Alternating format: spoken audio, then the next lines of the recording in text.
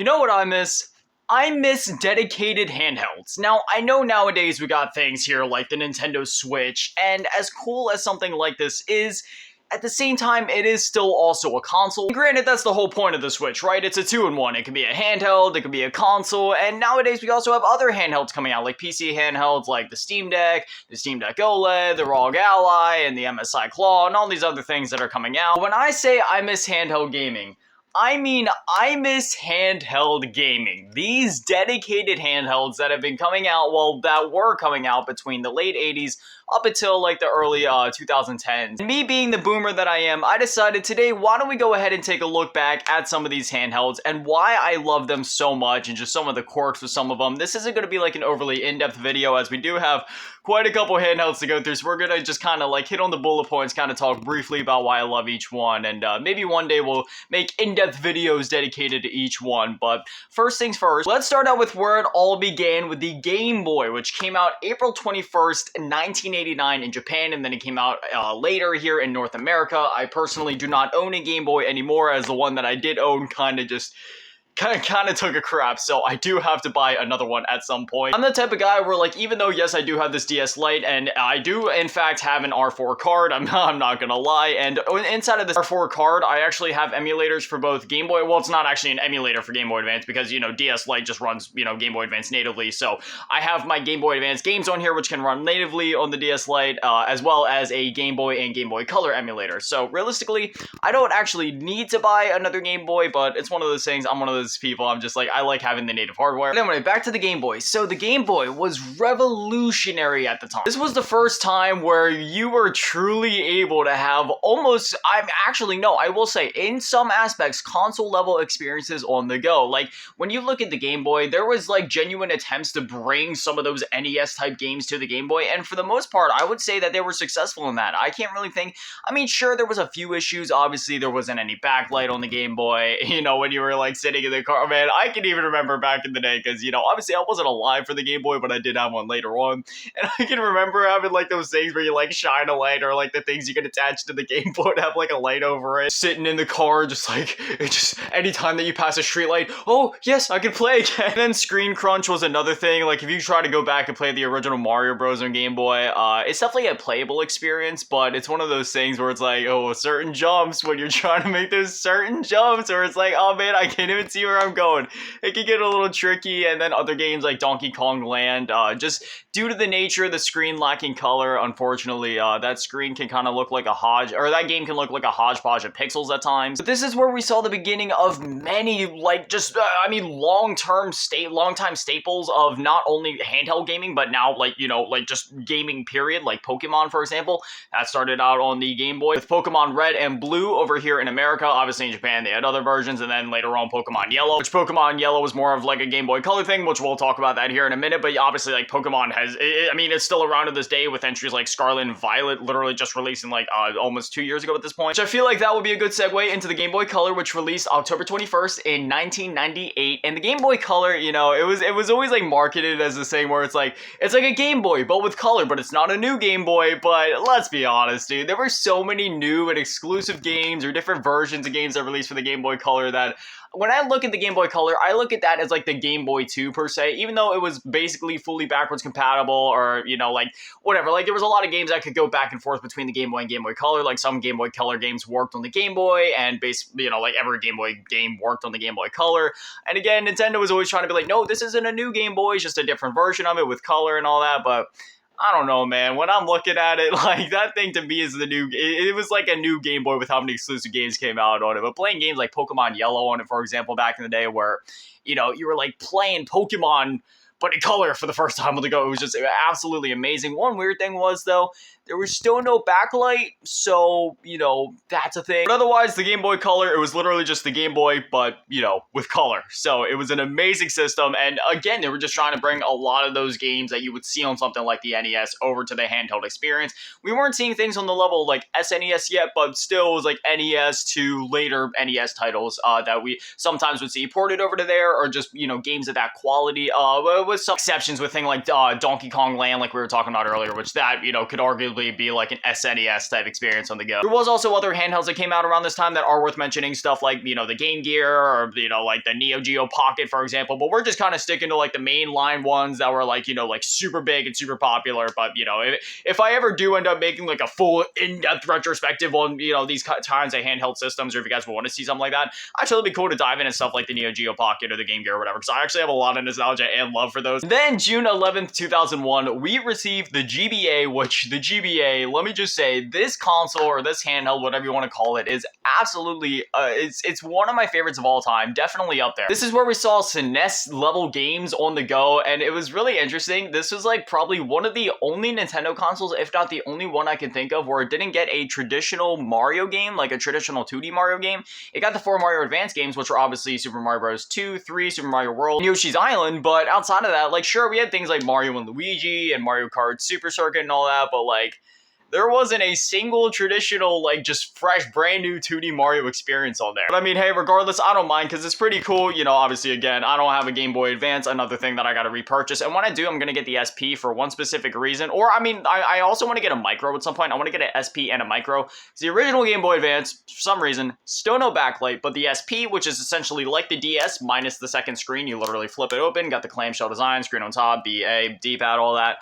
That one actually has a backlight, as well as the Game Boy Micro. The Micro, it's not the most comfortable thing to play. I remember having mine back in the day, and it was one of those things where it was like a cool little gimmick, I guess you could call it. But I don't know, man. That thing was so tiny. But again, it's so cool having something like that. And the games on that look absolutely beautiful, because obviously the screen's so small. And there's just so many amazing, like, I can't even begin to list off just how many amazing games were on there. You got like some of the 2D Crash games, for example, or Star Wars Episode 3, which is one of my favorite beat 'em ups of all time. It's funny because that was also the era where you could have 2 games with the same name, but they'd be completely different. Like Star Wars, for example, like Star Wars Episode 3 on the GBA was a 2D side-scrolling beat 'em up, but then on like PS2 and Xbox and all that, it was like, you know, a 3D action adventure hack and slash type game. All in all, I absolutely love the GBA. So many amazing games that we saw there. And then November 21st, 2004, we received the DS. But in my case, I have the DS Lite, which released June 11, 2006, and yeah, man, the DS.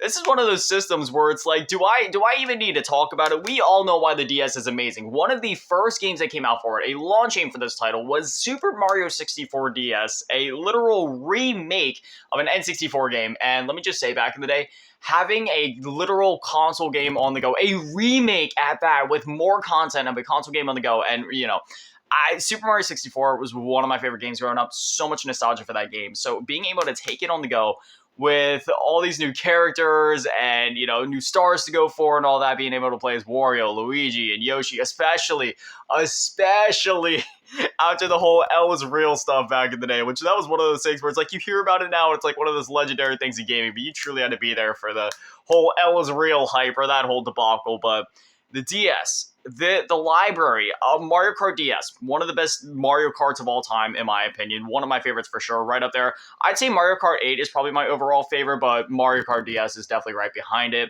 New Super Mario Bros. DS, which, say what you will about the New Super Mario Bros. Series. Personally, I've always loved every game in that series. It could still be going to this day, and I'd still love it. I love those games, probably because, you know, I grew up with New Super Mario Bros. DS. All the Lego games that were on here, because it was cool, because they weren't necessarily the console versions of the Lego games, but they were like just completely new versions of the Lego games. So even if you played the Lego games before, like Lego Batman, if you played it on the DS, it's a completely different game. And then you had a lot of like GBA type games, or not necessarily ports, but like different versions of them, like Star Wars Episode 3. It was basically the same game on here as it was on the GBA, except now you had access to like a second screen, some extra things there.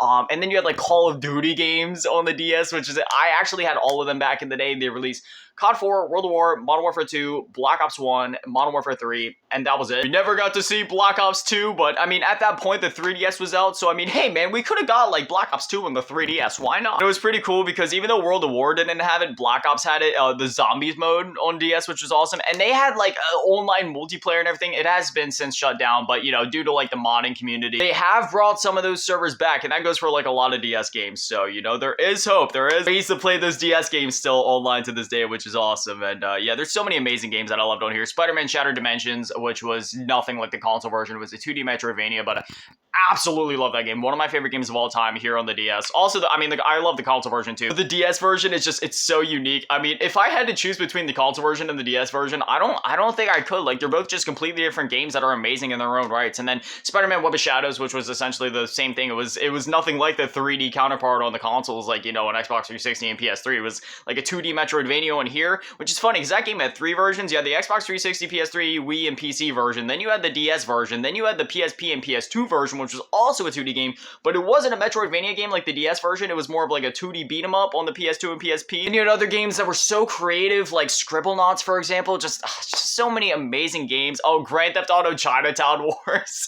Being able to sell drugs and just commit so many crimes on the go on a Nintendo handheld, that was something else. I mean, sure, I know we had GTAs on the Game Boys and stuff like that, but I don't know, man. Chinatown Wars, it was just like a whole other level. All in all, words cannot describe my love and appreciation for the DS, and this is the same case that I've had since like 2010, 2011, something like that. I mean, it still holds up to this day. Sure, you can see some of the rubber is kind of come off over time, or whatever you want to call it. But I absolutely love the DS. It will always be one of my favorite handhelds, and I still play it like all the time to this day. And then there was the re-releases of the DS, which we're not really going to talk about, but they did, the DSi, the DSi XL, which unfortunately they removed the GBA slot, which means you couldn't really play like, like Rock Band or whatever on the DS anymore. Like, come on, dude, you needed that GBA slot. So you plug in the thing, you sit there playing the guitar, but DSi took it away. So not only could you not play GBA games, but you can't play Rock Band anymore. Like, why? And then March 24th, 2005, we received the PSP. And this,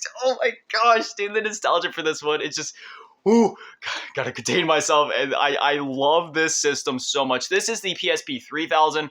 I did have a 1000 back in the day, but I just, bought a 3000 recently. And the 3000 is definitely my favorite model. I know there's a lot of controversy as to what model is the best. If you go with the 1000, you only have 32 megabytes of RAM, which can be a little bit iffy if you're trying to do some modding. The 2000 and the 3000 are essentially the same except for the screens. I went for the 3000 because the 2000, well, I mean, you can't go wrong with any PSP model, really. I know there's a lot of people that also love like the PSP Go. I'm sure there's probably somebody out there that likes the PSP Shriek. The PSP 3000, sure, there's scan lines, people say, but they're really never noticeable unless you're looking for them. And even then, they're really not ever that visible. Like, there's only like, I'm going to say this much, right? I put literal hundreds of hours of gameplay into my PSP, and there has only been 10 times I could probably count, that I've actually noticed the scan lines in game, and even then it was on like a menu. Like with the PSP 3000, there's a chance that you might see some interlacing scan lines at some point, or you can go with the 2000 where everything's like a ghosting, blurry, motion blurring mess where like when there's too much motion on screen, you start seeing some like blurring around the assets and stuff like that, and yeah, no, I'd rather go for the clearer picture that just, overall looks nicer. And one thing with the 3000 is there is 2 color space settings. One is normal, one is wide. Wide makes it so that, there's like the colors are more vivid and it's overall like the best looking screen of the PSPs. Or you can go with normal mode. Me personally, I don't like all the oversaturated colors, so I still go with the normal mode. It's the same reason that even though I have a Switch OLED, I never go with the vivid colors and the settings. I just stick to standard. Maybe it's because when I was growing up, I grew up on CRTs for a while, and then even after that, once flat screens started becoming more popular, I had an LCD and never upgraded to OLED. Like to this day, I'm still rocking the same 1080p 32-inch LCD screen that I've had for over like a decade and a half at this point. I don't know, man. There's something about like all the new OLEDs and stuff, I feel like they're almost like too overly saturated, and it just kind of makes me feel nauseated after a while with all the bright colors. Maybe that's just me. Maybe I'm weird, but that's just how I am. Now, the PSP, this was essentially like, a PS2 on the go. Sure, like even when they brought PS2 games to this, there was sometimes concessions that needed to be made or performance differences that needed to be made. Like, for example, the Godfather game, on the PS2, Xbox, and all that, it's an open world GTA type game. But on here, they kind of stripped out the open world, and it's more of like, they have like this whole different system to give you the same feeling or allow you to interact with the same gameplay styles that you would in that game, like the extortions and stuff, where you kind of like pick and choose where you're going to go on the map rather than driving there through a seamless open world, and it just kind of strings you along with the story missions depending on which mode you choose. So there's that. But there was also times where we had like full on PS2 level games just on this thing that were exclusive to this for a while, like GTA Liberty City Stories and Vice City Stories, which were literally just full on GTA 3 and Vice City San Andreas level games, but on the go on PSP with zero concessions made, that were then later ported to PS2. But if I'm going to be honest, I'm that type of guy where it's like, if a game was released for a system first, I'd rather play the original version or the original thing it was intended to be released on. Then we also saw other like console level games like Lego Batman, Lego Indiana Jones, Lego Star Wars 2, and those were all the exact same console games but on the go. But then later in the PSP's life, they started to stop doing that, and then they gave us the mobile versions instead, because again, as we were talking about with the DS earlier, there's two kinds of Lego games. There's the console versions, then there's the handheld dedicated versions. And then, so after like Lego Batman and such, then we started to get the handheld versions on here. So Lego Indiana Jones 2 wasn't the console version, it was sort of like the handheld DS version, so there's that. And the only gripe that it's not even a gripe for me personally, but it's like the only gripe that I ever hear about the PSP in general, and it's the fact that it only has one stick,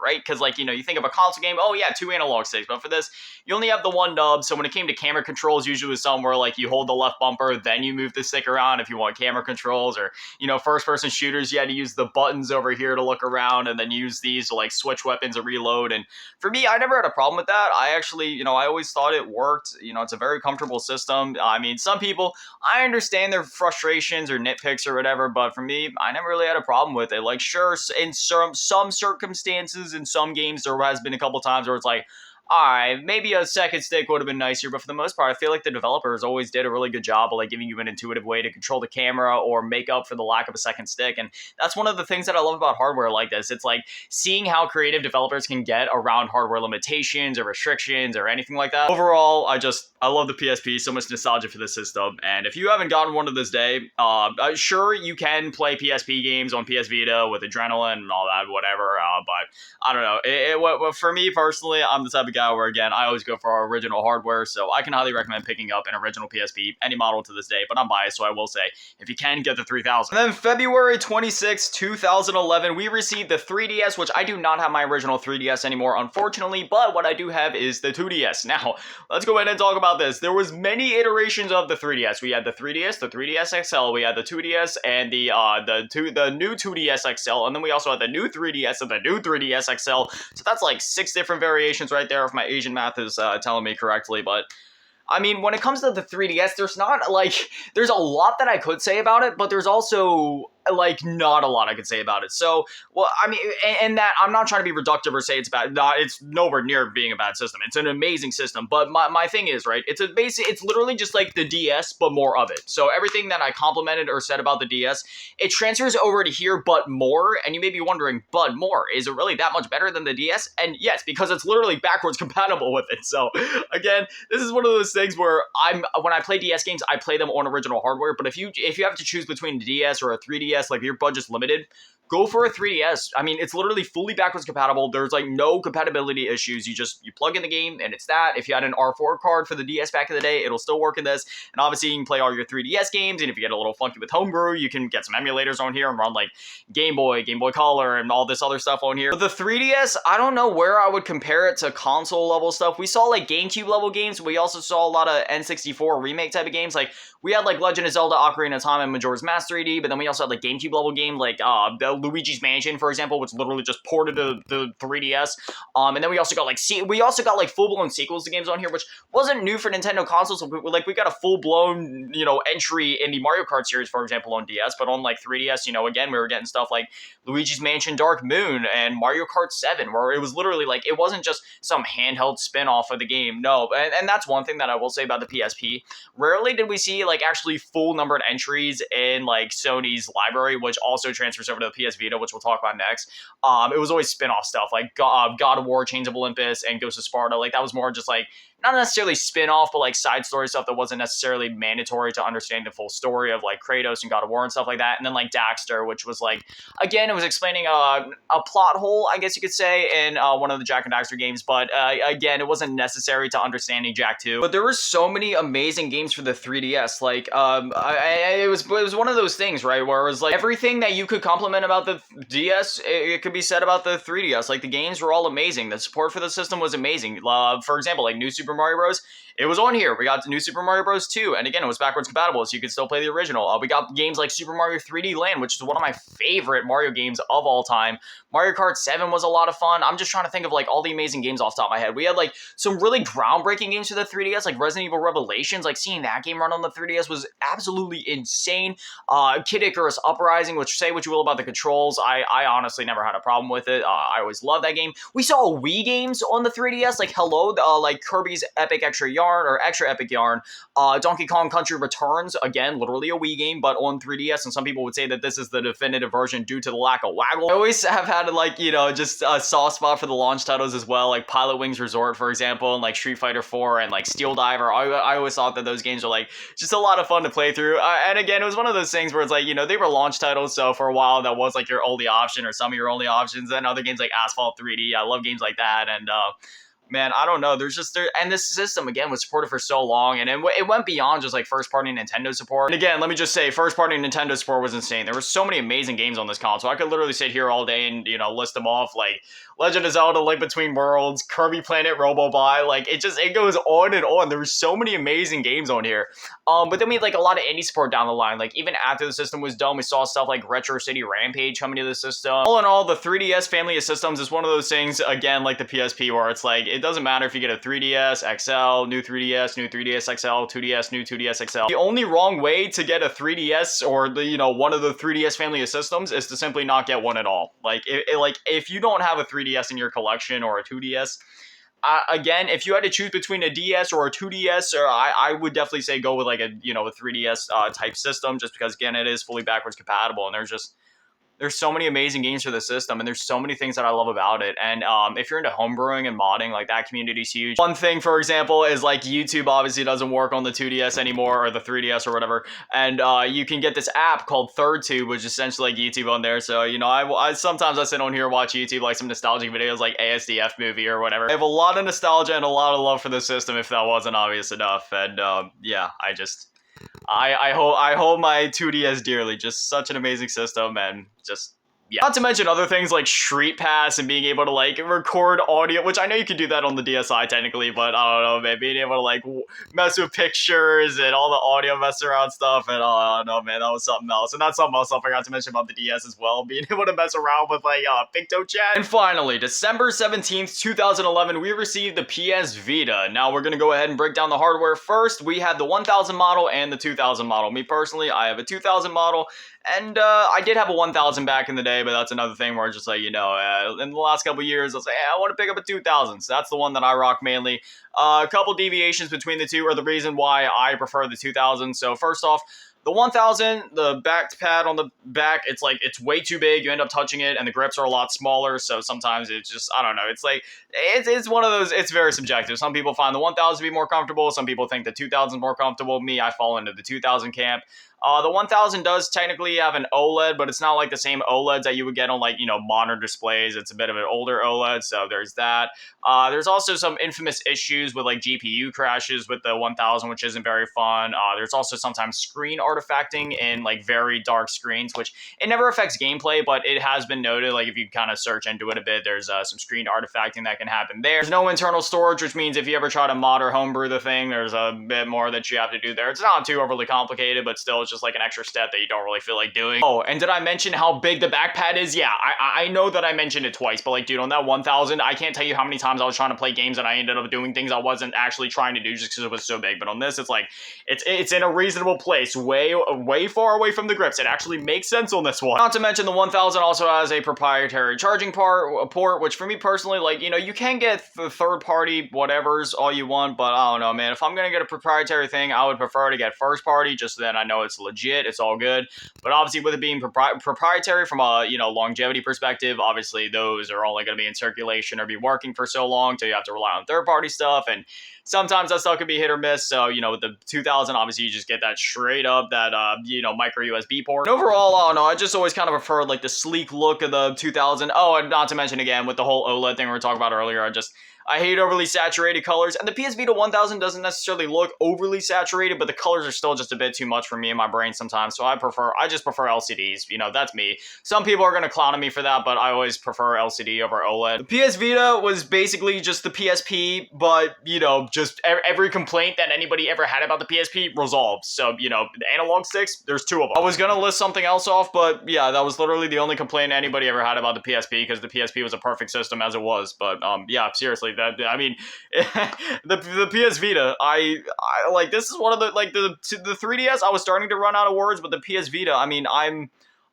literally at a loss for words. This system is so amazing. Whether you mod it, whether you don't, it's fully backwards compatible with the PSP. So if you can't afford, if it's again like the 2DS or the 3DS, if you have to choose between one of them, I say get a PS Vita, just because, you know, it's backwards compatible, so you can play all that stuff there. You can play PS1 games. If you homebrew it, there's so many emulators you can get. We're not even going to go into it right now. The library is absolutely amazing. Not to mention, we were getting PS3 level games on this thing. No, it's not just like, oh, the graphics look like PS. No, you were literally getting PS3 games on this thing. We saw things like Borderlands 2, Resident Evil Revelations 2, PlayStation All-Stars, Marvel vs. Combat, like Street Fighter X Tekken, like it goes on and on. There was literally like, oh, Need for Speed Most Wanted, like that was insane to see on here. And then there was other games which were like PS3 level, but you know, again, they were just dedicated handheld games, which is one of the things that I really wanted to drive home with this video. Is I miss when, you know, these handhelds just kind of had like dedicated games made for them that just weren't being shared with consoles, because you were getting like unique experiences, and there was just always fun